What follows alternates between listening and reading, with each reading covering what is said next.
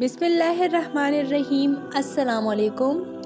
آج میں 7 ایسی دعاؤں کے بارے میں بات کروں گی جو ہمارے نبی صلی اللہ علیہ وآلہ وسلم نے ہمیں مصیبت اور پریشانی کے وقت سکھائی ہیں۔ نمبر 1، ترجمہ۔ اے اللہ، میں تجھ سے دنیا اور آخرت میں درگزر اور عافیت کا سوال کرتا ہوں۔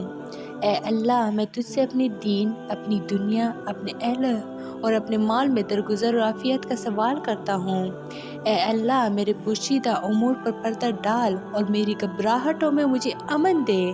اے اللہ، میرے سامنے سے، میرے پیچھے سے، میرے دائیں سے، میرے بائیں سے، میرے اوپر سے میری حفاظت فرما، اور میں تیری عظمت کے ذریعے پناہ چاہتا ہوں کہ میں اپنے نیچے سے اچانک ہلاک کر دیا جاؤں۔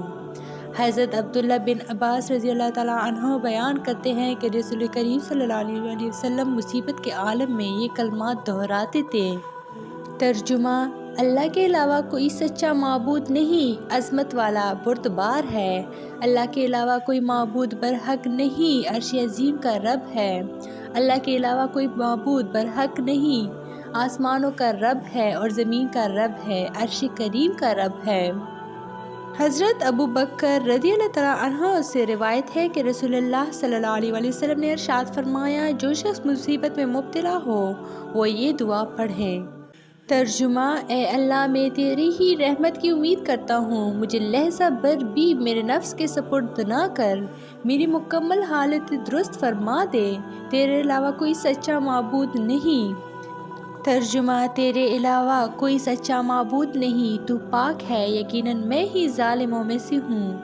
اللہ میرا رب ہے، میں اس کے ساتھ کسی چیز کو بھی شریک نہیں کرتا۔ رسول کریم محمد صلی اللہ علیہ وآلہ وسلم نے فرمایا، اگر کسی بندے کو کوئی تکلیف یا صدمہ پہنچے اور وہ یہ الفاظ کہے تو اللہ تعالیٰ اسے ضرور اس کا نعم البدل عطا کر دیتا ہے۔